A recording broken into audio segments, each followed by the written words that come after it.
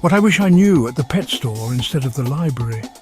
How wild a parrot's shopping spree can get. Meet Polly, the parrot who couldn't resist a shopping trip.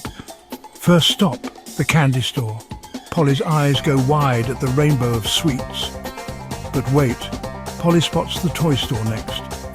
She swoops down and tries out every squeaky toy in sight. Next, she's off to the clothing store, trying on hats and scarves, looking fabulously feathered. Finally, Polly makes a grand exit with a shopping bag full of goodies. So, next time you're out shopping, keep an eye out for Polly. You never know when she'll drop by for another adventure.